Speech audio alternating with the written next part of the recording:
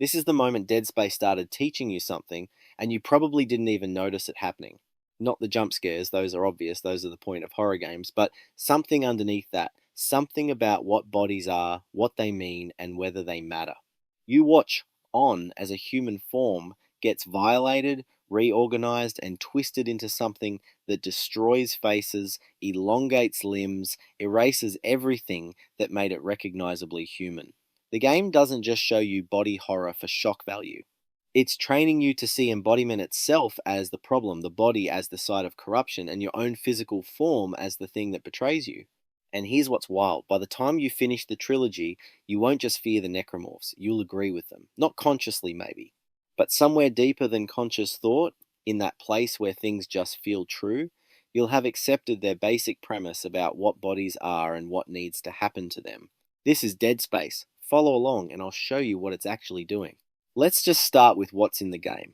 No interpretation yet, just what you spend your time actually doing, what you experience, and what the game is mechanically training you to perform. You're Isaac Clarke, and for 40 hours, think about that, you're dismembering bodies. You're not shooting center mass like most games train you to do, you're going a little more brutal. You're aiming for limbs, severing joints, taking the legs out first, or the arms, depending on the type. The game rewards precision and learning how to efficiently take apart the human form. By the end, you're pretty good at it. You don't even think about it anymore. Muscle memory does all the work. And you collect the loot from what's left. The bodies drop resources. These fund improvements to your equipment. Death becomes raw material. This isn't just combat, it's processing. You're learning, through thousands of repetitions, that bodies are resources to be managed, dismantled, harvested. The game also makes you absorb forbidden knowledge. Those marker symbols aren't just creepy set dressing. They appear in hallucinations that rewrite objectives, reveal blueprints, and drive progression. The entire game's narrative progression is gated behind your character absorbing this alien information into his mind. You literally cannot advance without accepting this knowledge, without letting it change you. The origin story Dead Space gives you a cosmological timeline. 65 million years ago, a marker crashed on Earth. That crash caused the extinction event that killed the dinosaurs. This is stated explicitly in the expanded lore. Think about what this does. It takes the secular deep time narrative, the asteroid impact, the Cretaceous Paleogene extinction, and it doesn't challenge any of it. It just adds one detail. There was intelligence behind it. The markers have been here longer than humanity. They predate us by millions of years. The markers were here first. And because they were here first, they have a kind of prior claim on Earth, on life, on us. Humanity eventually discovers a marker and reverse engineers it. The technology unlocks limitless energy sources. The whole expansion of humanity into the stars is accelerated by marker technology. We didn't get here entirely on our own. We cracked the code by studying something older. This is the famous 2001 A Space Odyssey template that the Lego Movie and the 2023 Barbie film parody. The monolith appears at critical junctures in human evolution. Contact transforms us. Dead Space is doing the same thing. We're not advancing on our own, we're being guided or tested or harvested by something ancient. Unitology and transformation. The game gives you this religion called Unitology, and it's very clearly presented as a cult. Unitologists are fanatics, they're dangerous, they cause mass death, they're villains. But look at what they believe. Death is transformation, the body is temporary. Unity comes through. Convergence. The individual self must be shed. Make us whole is their phrase. And here's what's tricky. The game mocks unitologists as deluded, but it never presents a universe where their beliefs are metaphysically wrong. The markers really do transform people. Convergence really does happen. Bodies really do get absorbed into collective organisms.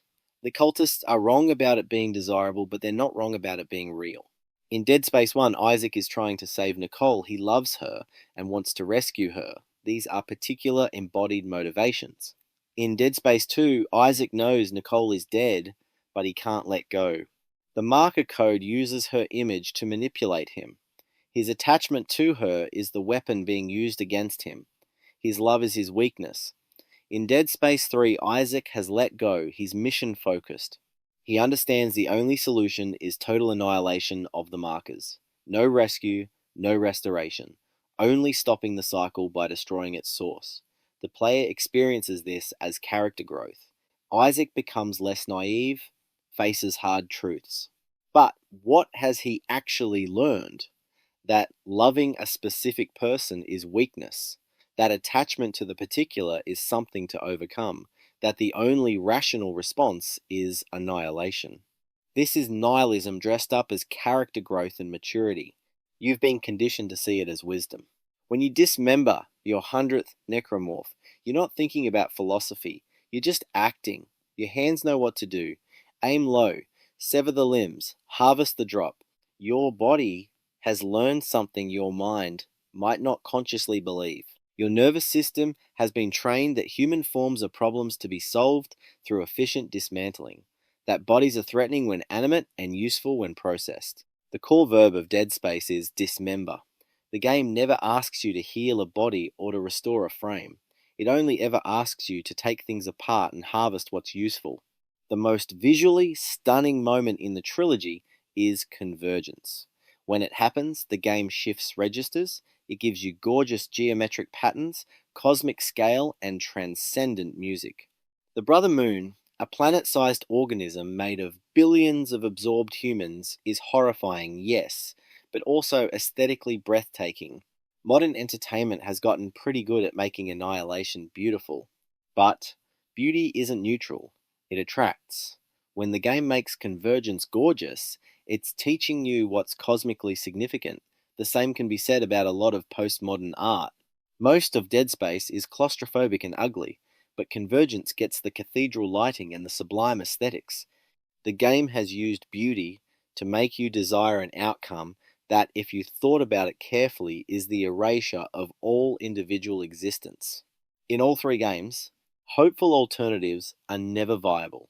Every time someone suggests containment, it fails. Every attempt to cure or understand the infection ends in catastrophe.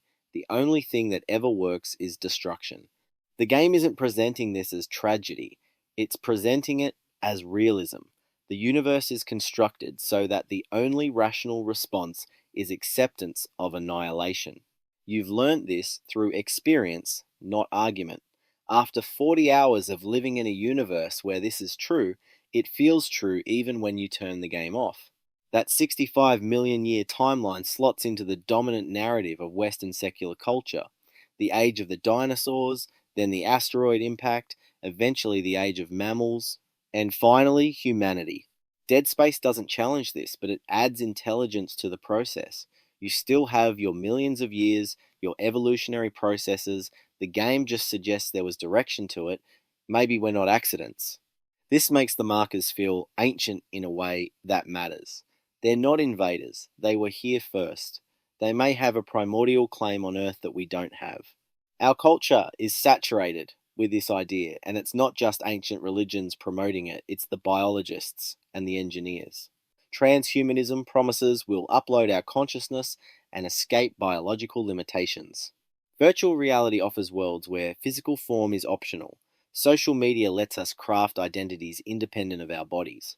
Tech billionaires are investing billions into life extension, not to preserve embodied existence, but to transcend it. Elon's Neuralink is intended to merge consciousness with AI. It's a mainstream aspiration now. And Dead Space is part of this conversation, offering us bodies reconfigured, organic matter repurposed, and forms merged. The game presents this as horror, but the underlying assumption is what the culture already believes. Bodies are not sacred, they're modifiable. They're both temporary and disposable. If this concept sounds familiar, that's because it's made a significant comeback in the contemporary West. It's called Gnosticism, and it's an ancient family of belief systems with a recurring pattern. The material world is a prison, the body is a trap, and salvation comes through secret knowledge that lets you escape physical existence. The God who made matter is not the true God, but a false deity, a demiurge, who traps souls in flesh, which is inherently corrupt as a consequence. True unity means dissolving back into the one, losing individual identity. escaping embodiment. This was Christianity's primary theological threat in the early centuries because it claimed to be a higher form of Christianity while inverting the core message. The markers function as gods, imposing law and demanding worship, all the while promising transcendence, and critically, they cannot create life from nothing. They can only reshape existing biological matter. They're parasitic corruptors, not creators. In Gnostic cosmology, this is exactly how the demiurge functions, a lesser deity who shapes matter but cannot truly create. The markers offer salvation through knowledge, the code, the visions, but that salvation requires the destruction of individual embodied existence. And here's the cultural problem that makes this dangerous. In the West, even among atheists and secularists, God primarily means one thing: the God of the Bible. When entertainment presents powerful entities demanding worship as villains, when it shows gods who shape reality and require obedience as threats, audiences don't carefully distinguish between Gnostic demiurges and the biblical creator. They just learn. Gods who demand worship are bad. Authority figures claiming divine power are threats. Beings who promise transformation are manipulators. The pattern gets mapped onto the God by default, because that's the only God most Westerners have any relationship with, even if that relationship is rejection. Look at what necromorphs do. They don't just kill, they reorganize. Faces are destroyed, limbs elongate, multiple bodies fuse, and individuality is erased. The human form is punished for existing in distinct, separate forms. This is what Gnostic systems teach about the body, that embodiment itself is suffering and individuality is the problem to be solved. Necromorphs are that belief made flesh. Convergence promises unity. All of us together, no more suffering, no more separation, will be transformed into something greater, something collective. But look at what it requires: the annihilation of everything that makes you you. Your face, memories, relationships, and body are all absorbed into an undifferentiated mass. The brother moons, massive organisms made of billions of absorbed humans, Rene, are the endpoint. Not a community of distinct persons, but a literal collective organism where individual existence has been erased. Dead Space does present this as horror, but the game has also built a universe where Gnostic conclusions are true. Now we get to what's really happening underneath. And this requires understanding what Scripture actually teaches about spiritual reality. The Bible teaches that God created the physical world and called it good. When He made humanity, He formed body and spirit together as a unity. The Son of God became flesh, not as punishment, but as the mode of redemption, because that which is assumed is redeemed. After the resurrection, He still had a body. The resurrection is not escape from flesh, but the restoration and perfection of it. But Scripture also teaches there was a rebellion. Spiritual beings rejected God's authority and sought to corrupt what He made.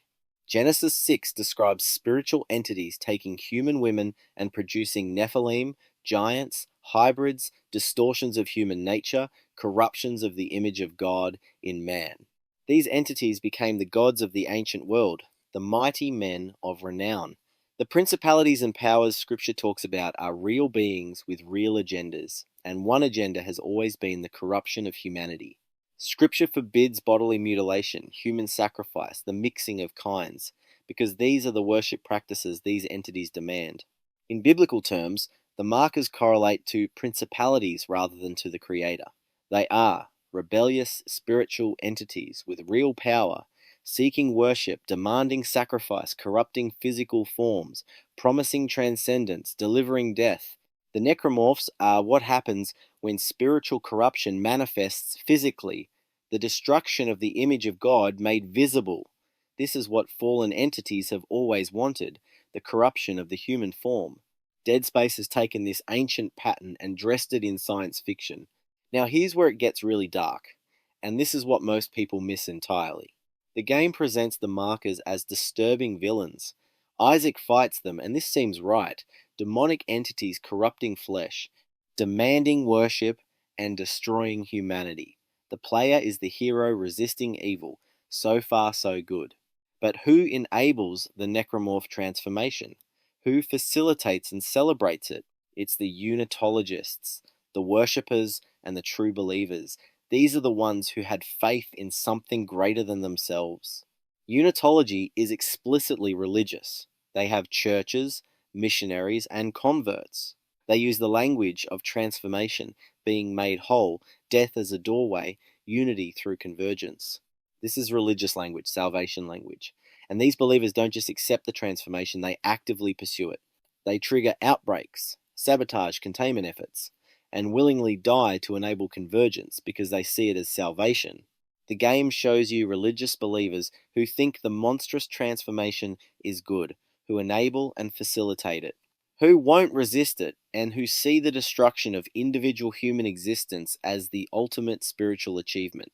So, when you spend 40 hours learning to efficiently dismember necromorphs, fighting through outbreaks that Unitologists enabled, stopping schemes that religious zealots put in motion, who are you being trained to see as the problem? In a Western context, in the remnants of Christendom, in a culture where religion still primarily means Christianity even to its critics, these religious believers can only represent Christians. Unitologists represent the Christians who worship and believe their transformation is salvation.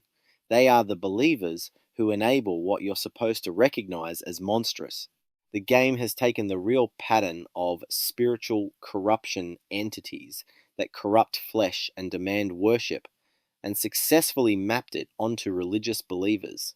It's associated the faithful with enabling the demonic, and this shouldn't come as a surprise if you're even remotely aware of the caricatures of Christianity perpetuated by Hollywood, by Richard Dawkins and the New Atheists, by the average fedora-wearing, lack a belief in a god but can't stop talking about him Reddit user over the past few decades. Christians are routinely portrayed as mindless zombies, faith as an illogical mind virus, and our God as a moral monster. Believers are just brainwashed drones who've lost their individuality to the collective. The game has just made that metaphor literal and taught you that stopping them is heroic. So, am I saying you'll play Dead Space and immediately go out and attack Christians? Obviously not. That's not how this works. This is generational predictive programming. One piece in a multi-decade cultural project that's conditioning people, layer by layer, to see certain things as normal, necessary, even good. The progression? Because here's what you need to understand. This isn't starting from zero. Watch how the framing of Christians has shifted in Western culture over just the past few decades. First, Christians were outdated, old-fashioned. Your grandparents' religion, something you grow out of. Then Christians became uncool, repressed, joyless, fuddy-duddies, the people who don't want you to have fun. Then Christians became problematic, bigoted, on the wrong side of history, obstacles to progress. And now, Christians are being framed as dangerous, a threat to our democracy. Literally compared to Hitler, especially in the US context where Christianity gets associated with the MAGA movement, with Christian nationalism, with theocratic impulses, with insane feminist dystopian fan fiction that was actually modeled on another specific religion that just so happens to be finding its new home in the West. Here's what's important to understand. Most American Christians aren't trying to install a theocracy. Most just want to return to something resembling the social coherence and decency of the first half of the 20th century. You can debate whether that's wise, but it's not fascism, they're not mini Hitlers, but that's how they're being framed. So when Dead Space shows you religious believers enabling monstrous transformation, you're not starting from neutral. You've already been conditioned through this progression, outdated to uncool, uncool to problematic, problematic to dangerous. The game isn't creating the category of Christians as threat. It's operating within a cultural context that's already built that category over decades. What the game does is make the violence against that threat feel righteous. It gives you 40 hours of practice in efficient elimination while coding it as heroism, as survival, as protecting humanity from those who would destroy it. It's not that the game makes you violent, it's that when the real crisis comes, when food is scarce, when your family is threatened, when the authorities tell you those religious holdouts are the problem, they're preventing the solution, they're literally killing people by refusing to cooperate. Your imagination has already been structured to accept that narrative. The game didn't make you a killer. It made killing Christians feel like self-defense and, moreover, civilizational safeguarding. And let's be clear about what this looks like in practice. History shows us persecution doesn't usually start with random citizens attacking believers. It starts with authorities declaring them a threat to public health, to social cohesion, to progress, to unity. The state moves first. What the cultural conditioning does is ensure the population doesn't resist, that they cooperate, that they see it as unfortunate but necessary, that when their neighbor gets dragged away for refusing the mark, they think, well, they were warned, they chose this. They're holding everyone back. The game isn't training you to be the executioner. It's training you to be the bystander who doesn't intervene, or worse, the informant who turns them in for everyone's safety. Some people claim the Antichrist already came and the book of the Revelation was already fulfilled. I'm here to warn you, you ain't seen nothing yet. History will culminate in Revelation 6, the mass execution of Christians on a worldwide scale. Let me be clear about the timeline though, because this is important. I'm not saying the mass beheadings of Revelation 6 start next week, next year, or even next decade. We're clearly not there yet. The seals haven't been broken. The four horsemen haven't ridden, at least, certainly not in fullness. What I'm saying is this: given enough time, given the right conditions, given sufficient pressure and crisis, plenty of societies throughout history have already decided that killing Christians is a social good, that eliminating believers serves the greater purpose, that persecution is progress. It's happened in Rome, in Japan, under the Islamic caliphates. Under the many communist regimes in the 20th century, more Christians martyred in the last 100 years than in all previous centuries combined. In many parts of the world, it's happening right now. This isn't speculative, this is historical pattern. Take Nero. He blamed Christians for burning Rome, framed them as threats to civilization, and had them torn apart by dogs in the arena while crowds cheered, the first time a state successfully turned a population against Christians by coding them as the enemy during a crisis. The West is simply being built up toward what will eventually happen here too, but you don't get from Christendom to Christian persecution without some serious demonic legwork. The cultural progression, outdated, uncool, problematic, dangerous, doesn't reverse on its own, and Dead Space, along with 1,000 other pieces of media, is laying the foundations. It's building the structure, establishing the categories, training the reflexes, making certain outcomes thinkable, possible, necessary, righteous. Even, you're not learning to kill Christians tomorrow. You're learning the thought patterns that, under sufficient pressure, generations from now, make it possible to participate in their elimination without feeling like the villain. To see it as tragic but necessary, to believe you're protecting humanity, not destroying the image of God. That's what generational conditioning means. It's not immediate cause and effect. It's the slow construction of a worldview where, when the crisis finally comes, the violence feels justified. Because history is headed somewhere specific, and if you know Scripture, you know where. Revelation 6 describes it: a white horse, a false peace, perhaps a charismatic leader who promises peace, then a red horse, bloodshed, war breaking out. A black horse follows catastrophic inflation, food shortages, starvation on a scale we can barely imagine. And finally, a pale green horse, death, mass death. And at the climax of history, there's coming a mass murder of Christians via beheading on a worldwide scale. It will be the most perilous time in human history. But make no mistake, it won't just be Christians whose lives are threatened. Anyone who refuses submission, anyone who refuses to merge with the Antichrist collective, anyone who refuses to be absorbed into the biomass of satanic worship will face incredible trial. So here's the question, and it's not theoretical. What would you be willing to do to spare your life? To spare the lives of the ones you love? To be spared from the horrors they would inflict on you for defying them? Would you join them? Would you emulate them?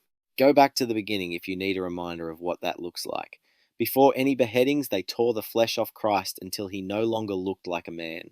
Then they gave him the most torturous death the Romans could concoct. This pattern is old. It's persistent. And it's going to reach a crescendo that only Jesus himself can put an end to. So no, a video game won't make you kill Christians by itself. But here's what it does do. When your life is on the line, when the lives of your family and friends hang in the balance, when the pressure is unbearable, and the cost of resistance is everything you love, you might just be willing to do whatever it takes to spare them and yourself. Especially if you've been consuming decades of media that has already framed Christians as the dangerous hive mind, the violent collective that wants to consume you, the space zombies that will erase your free-thinking individuality if you don't kill them first. When that moment comes, killing the enemy might not just seem acceptable, it might seem like a good thing, a necessary thing, a righteous thing. That's what the cultural conditioning is for. And here's why this matters even though we're not at the end yet. Everything Dead Space presents as horror is being actively pursued right now by the most powerful institutions in the world. Genetic modification of humans isn't science fiction, it's happening. Neural interfaces that connect brains to computers aren't theoretical, Neuralink is installing them. Consciousness uploading, the merger of biological and synthetic systems, mRNA platforms openly discussed as tools for human enhancement, not just medicine. This is the stated agenda. So, where is this coming from? Because the Bible is very clear. Fallen spiritual entities rule nations. They have real power operating through institutions, through governments, through the systems that shape our world. These principalities have one agenda they've been pursuing since the beginning: the corruption of the image of God in humanity. The technological transformation agenda is not coming from the God who made humanity in his image and called it good. It's coming from the principalities who have always wanted to corrupt that image. They just have better tools now than they've ever had before. And when it arrives, when the pressure comes to accept the modifications, to merge with the system, to upgrade or be left behind, those who resist on religious grounds will have already been coded in the cultural imagination as the threat, as the infected, as the backwards dangerous ones who need to be eliminated for everyone else's safety and progress. Dead Space and 1,000 stories like it have been preparing the ground. And here's why recognizing this matters. You can still see it. You can still recognize what's being built. You can still choose to reject the programming, but only if you know it's there.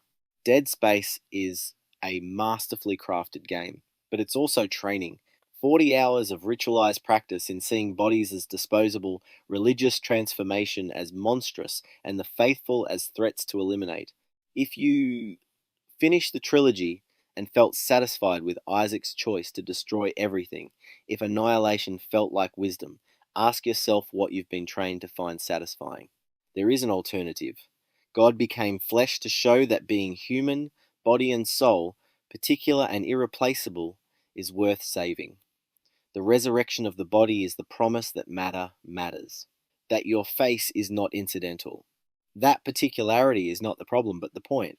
The principalities ruling this world have always hated this. They've always wanted to corrupt the image, to remake humanity in their image.